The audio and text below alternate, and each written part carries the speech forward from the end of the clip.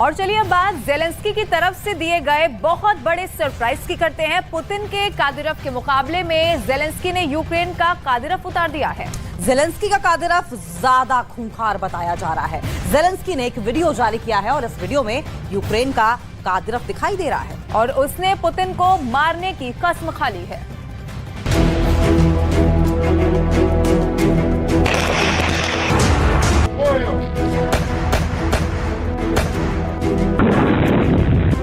Господь, Отець наш Небесний, благословіть. Zelensky ने नया video बनाया है। जेलेंस्की के वीडियो में बहुत जोश है। जेलेंस्की ने नए वीडियो में रूस को खत्म करने की कसम खाई है। इस 1 मिनट के वीडियो में जेलेंस्की ने अमेरिका से मिली M777 तोप से लेकर हिमार्स के रॉकेट हमले दिखाए।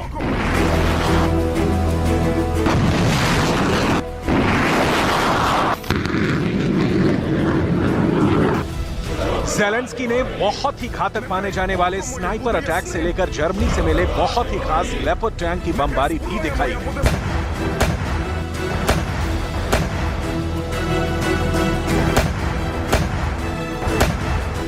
लेकिन इस वीडियो में ये कमांडर जेलेंस्की का कादिरव कहा जा रहा है। क्या ये वाकई में जेलेंस्की का कादिरव है? इस कमांडर का नाम क्या है? इसकी पहचान क्या है? जेलेंस्की का ये कमांडर हथियारों की ताकत दिखाकर यूक्रेन के नौजवानों को बता रहा है कि देश की फौज को उनकी जरूरत क्यों है। जेलेंस्की का ये कमांडर कैसे जोश दिला रहा है, बहुत गौर से देखिए। Рідна земля мати, Господь, Отець наш Небесний, благословіть. Благословіть! Я йду знищувати! Ворогів землі рідної! Ви своїх братів! Гвалтівників моїх посадите! इन बातों से ज्यादा इसमें जेलेंस्की के कमांडर पर पूरी दुनिया की नजरें टिक गई हैं। सब पूछने लगे हैं कि क्या ये वाकई जेलेंस्की का कादिरव है? ठीक वैसी शक्ल सूरत, ठीक वैसी ही आवाज और वैसा ही जोश भरने वाला अंदाज। सवाल है, क्या जेलेंस्की को अपना कादिरव मिल गया है, जो पुतिन के कादिरव जितना ही खतरनाक है, जो पुतिन के कादिरव जितना ही खूंखार है, जो दुश्मन को गोली से ज्यादा अपने खौफ से मार डालेगा?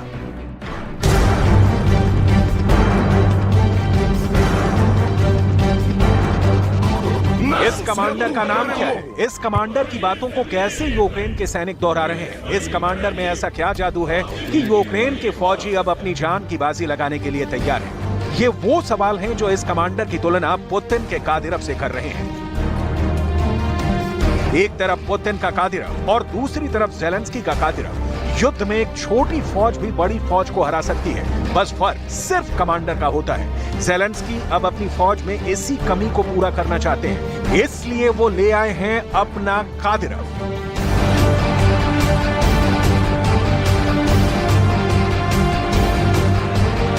जेलेंस्की का कादिरव यानी यूक्रेन की फौज का ये कमांडर बता रहा है कि कैसे रूस की सेना ने उनके देश पर कितना जुल्म किया है। बुचा से लेकर मारियोपोल और बखमूत के हमलों की याद दिलाई जा रही है और फिर बहुत जोश के साथ बदला लेने का इरादा। ये जेलेंस्की का नया माइंड गेम है। Нехай рука моя буде твердою! Щоб вбивати ворогів! Нехай око моє буде ясним! Щоб вбивати ворогів! Нехай зброя моя буде справною! Щоб вбивати ворогів! Нехай воля моя буде сталь! Щоб вбивати ворогів! Україно! Рідна земля мати! Господь, Отець наш Небесний! Благословіть! Наш рішучий наступ! Нашу священну помсту! Нашу святу перемогу! जेलेंस्की नए फौजियों की भर्ती करना चाहते हैं। जेलेंस्की नई फौज बनाना चाहते हैं। जेलेंस्की बखमूत के बाद दूसरे मोर्चे को बचाना चाहते हैं। सवाल है कि आखिर यूक्रेन को ऐसा वीडियो जारी करने की नौबत क्यों आई? इसे जेलेंस्की की नई ताकत समझा जाए या फिर जेलेंस्की की बहुत बड़ी कमजोरी? क्योंकि यूक्रेन में कई मोर्चों से छन छन कर आने वाली रिपोर्ट अक्सर सच कम और झूठ का पुलिंदा या कहें कि प्रोपेगेंडा ज्यादा होती है। इसलिए सही और पुख्ता आंकड़े जानना बहुत जरूरी है।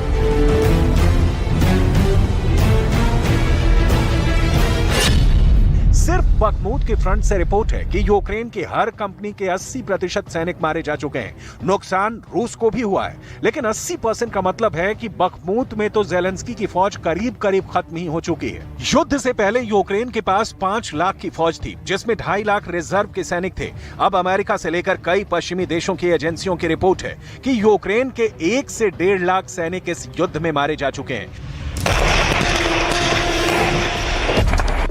यूक्रेन ने कभी अपने मारे गए सैनिकों के आंकड़े जारी नहीं किए, लेकिन अब ये वीडियो बता रहा है कि ज़ेलेंस्की बहुत दबाव में है। ज़ेलेंस्की अब अपने कादिरव को मैदान में उतार चुके हैं। ज़ेलेंस्की को एक कादिरव जैसे कमांडर की बहुत ज्यादा जरूरत थी और बखमूत के नुकसान के बाद उन्होंने बहुत बड़ा फैसला किया है। ऐसा इसलिए करना पड़ा क्योंकि यूक्रेन की फौज की तादाद घटती जा रही है।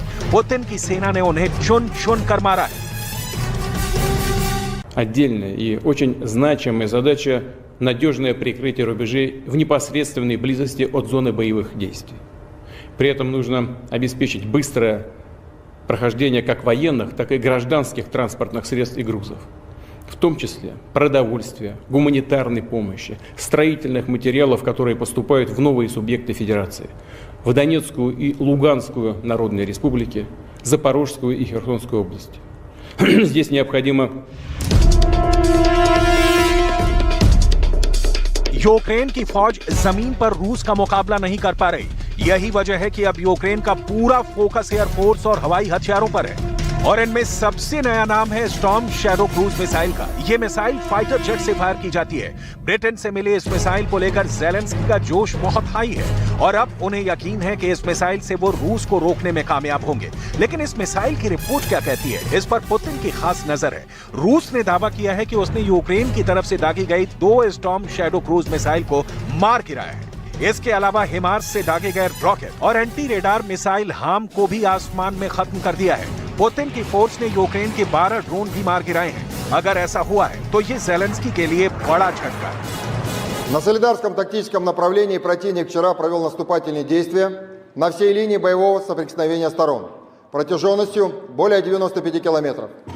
Подразделениями вооруженных сил Украины было предпринято 26 атак, в которых были задействованы более 1000 военнослужащих.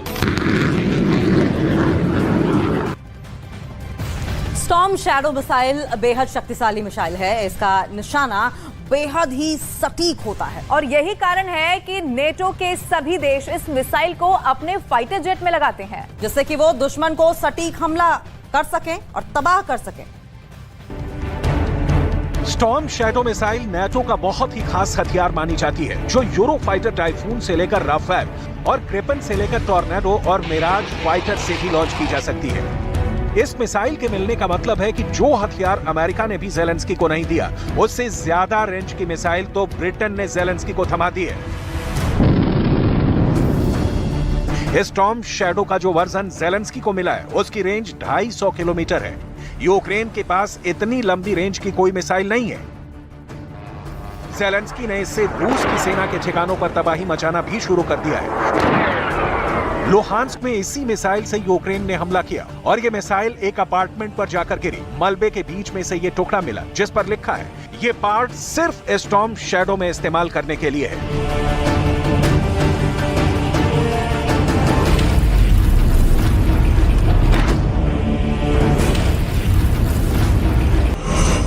एक स्टॉर्म शैडो की कीमत 23 करोड़ रुपए है, लिहाजा ये बहुत ही महंगी मिसाइल है और इसका टारगेट भी बहुत खास होना चाहिए।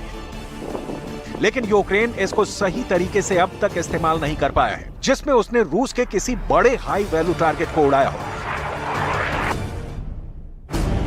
यूक्रेन का दावा है कि रूस इस मिसाइल से घबरा गया है, लेकिन क्या यह वाकई सच है? स्टॉर्म शैडो लंबी दूरी की क्रूज मिसाइल जरूर है, लेकिन रूस का दावा है कि वो इसे इंटरसेप्ट करने में कामयाब रहा है।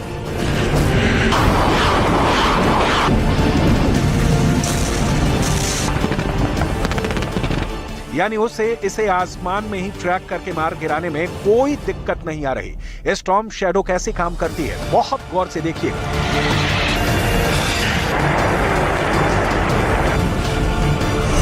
स्टॉर्म शैडो मिसाइल को यूक्रेन सुखोई 24 विमान से फायर कर रहा है। सोवियत दौर के इस विमान को इससे लैस किया गया है।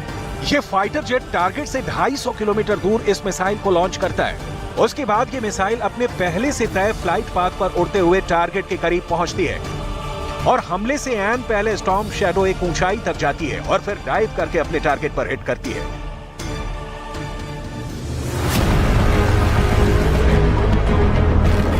इस मिसाइल की डिलीवरी में कोई ब्रेक ना लगे, इसे पक्का करने के लिए खुद ज़ेलेंस्की ब्रिटेन गए और साथ में कई और हथियारों की डिमांड की।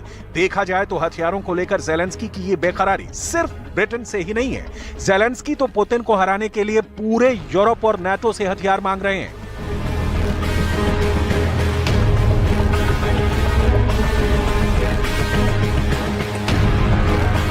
इसीलिए ज़ेलेंस्की ने यूरोप के 4 देशों का एक्सप्रेस दौरा किया। ज़ेलेंस्की सबसे पहले इटली गए, इसके बाद ज़ेलेंस्की फ्रांस भी गए और जर्मनी भी गए। फिर ज़ेलेंस्की ने ब्रिटेन के भी दौरे का फैसला किया।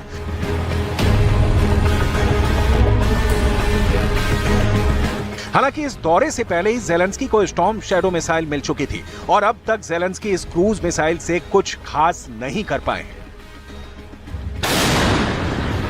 अब देखिए, ज़ेलेंस्की को जर्मनी से मिली तोप का खतरनाक रूप। रूस के ठिकानों से आग के गोले बरसाती ये है जर्मनी की सबसे भरोसेमंद आर्टिलरी।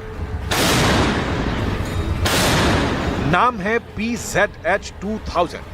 जर्मनी की ये तोप यूक्रेन में रूस की फौज पर कयामत बनकर टूट रही है।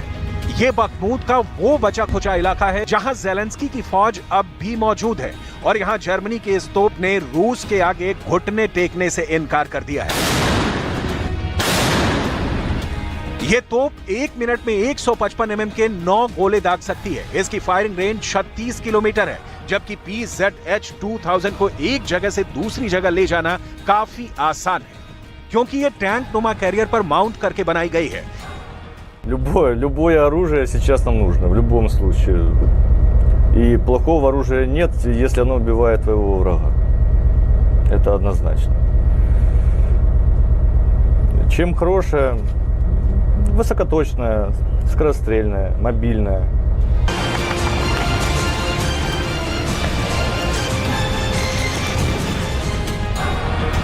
ये वो सिस्टम हैं जिनकी जरूरत यूक्रेन को इस वक्त बहुत ज्यादा है। यही देखकर नाटो और अमेरिका यूक्रेन को लगातार आधुनिक हथियार भेज रहे हैं। ये ऐसे हथियार हैं जो अफगानिस्तान में इस्तेमाल किए जा चुके हैं। अभी इससे यूरोप के कई देशों के अलावा कतर की सेनाएं भी लैस हैं। День є санкції проти юридичних та фізичних осіб, більшість з них російські, які працюють на терор. Загалом 220 компаній та 51 фізична особа. Це підприємства ВПК та дотичні російські компанії, підприємства, що обслуговують війну, і особи, через яких відбувається управління.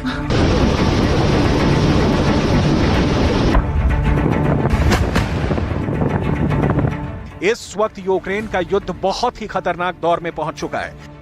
युद्ध को 1.5 साल होने जा रहे हैं, लेकिन ये हमले रुकेंगे ऐसा बिल्कुल भी नजर नहीं आ रहा।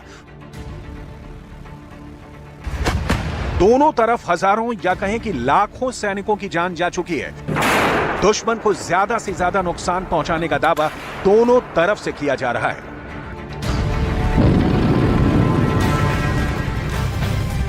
और पुतिन ने कीव पर अब तक की सबसे खतरनाक बमबारी कर दी है। पुतिन ने ड्रोन का भी इस्तेमाल यहां पर किया है। पुतिन ने क्रूज मिसाइल भी फायर की। ये सब पुतिन ने इसलिए किया क्योंकि उन्हें ज़ेलेंस्की के पास बहुत ही खतरनाक हथियार के बारे में पता चल गया है। अब पुतिन इन हमलों के जरिए ये देखना चाहते हैं कि ज़ेलेंस्की का जवाब कैसा होगा।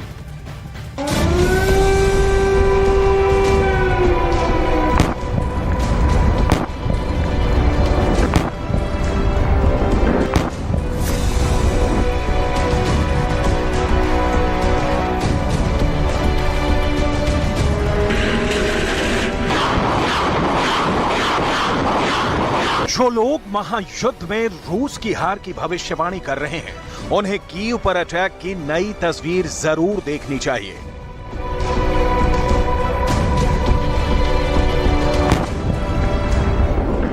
कीव के किले को ज़ेलेंस्की के बंकर समेत टारगेट किया जा रहा है। कीव को कब्रिस्तान में बदलने के लिए रातों दिन हमले हो रहे हैं। जिन्होंने बखमूत के विनाश की तस्वीरें देखी हैं, जिन्हें कीव पर हमले की रफ्तार, उसकी फोर्स समझ में आएगी तो अचंभे में पड़ जाएंगे। पुतिन यूक्रेन के संपूर्ण नाश की कैसी स्क्रिप्ट तैयार किए बैठे हैं। जिन लोगों के दिमाग में ये बात चल रही है कि पुतिन नाटो के हथियारों के सामने कमजोर पड़ रहे हैं, उन्हें कीव पर हमले की इनसाइड स्टोरी समझनी चाहिए, क्योंकि ये हमला सिर्फ कीव को जलाने के लिए नहीं किया गया। ये हमला ज़ेलेंस्की